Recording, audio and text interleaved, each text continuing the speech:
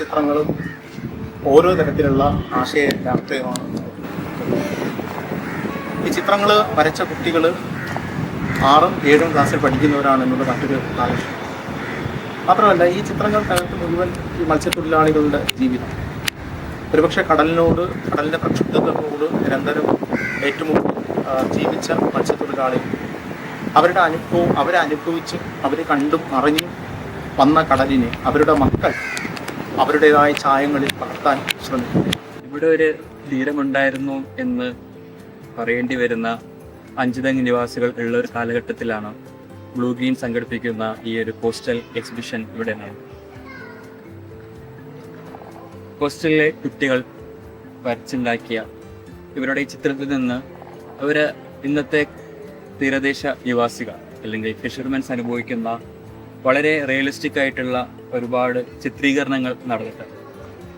പുതിയ തലമുറ മത്സ്യത്തൊഴിലാളി എന്ന് പറയുന്ന ഒരു ഐഡൻറ്റിറ്റിനെ വളരെയേറെ മാറ്റി നിർത്താൻ ആലോചിക്കുന്ന ഒരു ഘട്ടത്തിൽ വളരെ ശക്തമായി തന്നെ ഈ ഒരു ചിത്രങ്ങളിലൂടെ അവരനുഭവിക്കുന്ന പ്രശ്നങ്ങളും ക്രിംസ്റ്റൻസും അതിൻ്റെ ഭംഗിയുമൊക്കെ വളരെ മുമ്പ് തന്നെ കടലിൻ്റെ ഭംഗി മാത്രം ഒപ്പിക്കൊണ്ടിരുന്ന ചിത്രങ്ങൾ കണ്ടിരുന്ന നമ്മൾ ഇന്ന് അവിടുത്തെ പ്രശ്നങ്ങളും അവിടുത്തെ പ്രോബ്ലംസും ഒക്കെ കുട്ടികൾ വരയിലൂടെ ചിത്രീകരിക്കുകയാണ്. അതുകൊണ്ട് തന്നെ ഈ ചിത്രങ്ങൾക്കൊക്കെയും ഒരു യഥാർത്ഥമായ ആവിഷ്കാര രീതി. കാരണം കുട്ടികൾ അവർ നിരന്തരം കാണുന്ന മനുഷ്യൻ, അവർ നിരന്തരം കാണുന്ന കടൽ, തുറ, ഒരുപക്ഷെ അവർ നിരന്തരം ഇടപെട്ടുകൊണ്ടിരിക്കുന്ന സാഹചര്യങ്ങൾ, ഇതെല്ലാം തന്നെ ഈ ചിത്രപ്രദർശനത്തിനകത്ത് കാണുവാനായിട്ട് സാധിച്ചു. മാത്രമല്ല ഈ കേരളത്തിൽ ഒരിടത്തും തന്നെ ഇത്തരത്തിലുള്ള ഒരു ചിത്ര പ്രദർശനം, ഒരു എക്സിബിഷൻ ഉണ്ടായിട്ടില്ല എന്നാണ് എനിക്ക് മനസ്സിലാക്കാനായിട്ട് സാധിക്കുന്നത്. കാരണം മത്സ്യത്തൊഴിലാളികളായ കുട്ടികൾ അവരുടെ ജീവിത സാഹചര്യത്തിൽ നിന്നുകൊണ്ട് അവരെ തന്നെ വരച്ച് അത് സമൂഹത്തിൻ്റെ മുന്നിൽ പ്രദർശിപ്പിക്കത്തക്ക നിലയിലേക്ക് എത്തിയിരിക്കുന്നു എന്നുള്ളത് തന്നെ വലിയൊരു അഭിമാനമാണ്. മാത്രമല്ല അങ്ങനെയുള്ള ഒരു എക്സിബിഷൻ എന്ന് പറയുന്നത് ഒരുപക്ഷെ ഈ സമൂഹം കുറെ കൂടി കണ്ണു തുറന്ന് അനുഭവിക്കേണ്ടുന്ന ഒരു ദൃശ്യ ആവിഷ്കാരം കൂടിയാണ്. നിങ്ങളുടെ ഓരോ ചിത്രങ്ങളും ഞാൻ കാണുന്ന സമയത്ത് ഞാൻ നിങ്ങളോട് തന്നെയാണ് ചോദിച്ചിട്ടുണ്ടായിരുന്നത്, എന്താണ് നിങ്ങൾ ശരിക്കും മീറ്റ് ചെയ്യുന്നത്, എവിടെ നിന്നാണ് നിങ്ങൾക്ക് ഇതിന്റെ റെഫറൻസ് കിട്ടിയത്. വളരെ നല്ല രീതിയിലാണ് നിങ്ങൾ ഓരോരുത്തരും എനിക്കത് എക്സ്പ്ലെയിൻ ചെയ്ത് തന്നിട്ടുണ്ടായിരുന്നത്. And I am so happy that എല്ലാവരും അതിഗംഭീരമായ വാക്കുകളാണ് ചെയ്തിട്ടുണ്ടായിരുന്നത്. എനിക്ക് വളരെ സന്തോഷമായി. എല്ലാവരും അത്രയും കഴിവുറ്റ കലാകാർ തന്നെയാണ്. സോ ഇതുപോലുള്ള വാക്കുകൾ ഇനിയും കാണട്ടെ എന്ന് ഞാൻ പ്രതീക്ഷിക്കുന്നു.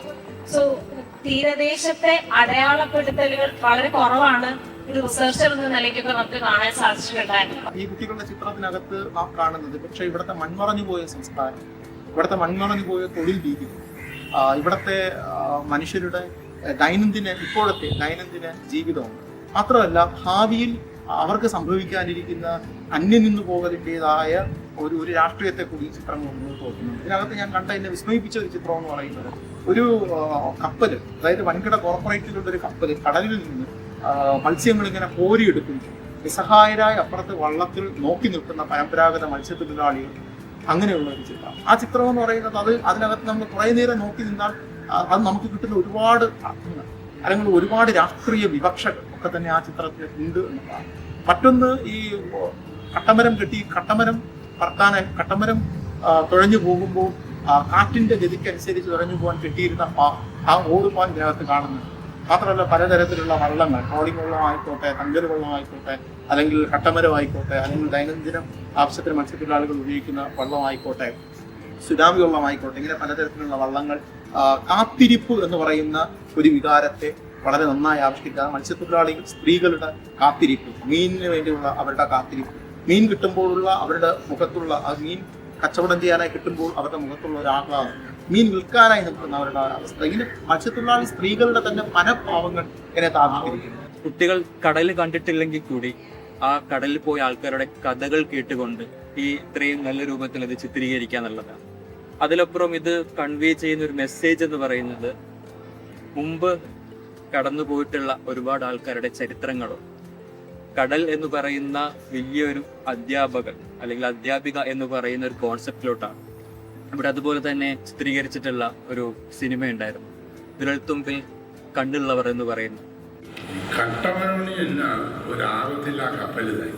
ഇന്ന് വളരെ അന്യമാക്കപ്പെട്ടു പോയിട്ടുള്ള കടപ്പുറം ലാംഗ്വേജും അതിന്റെ ചരിത്രമൊക്കെ മുന്നോട്ട് വളരെയേറെ ശക്തമായി തന്നെ പ്രതിപാദിക്കുന്ന ഈ ഒരു സിനിമ ഓരോ ആൾക്കാരുടെ മനസ്സിലും, ഇവിടെ വന്നിട്ടുള്ള ഒരുപാട് ആൾക്കാരുടെ മനസ്സിലും വളരെയേറെ ചിന്തിപ്പിക്കുന്ന ഒന്ന്.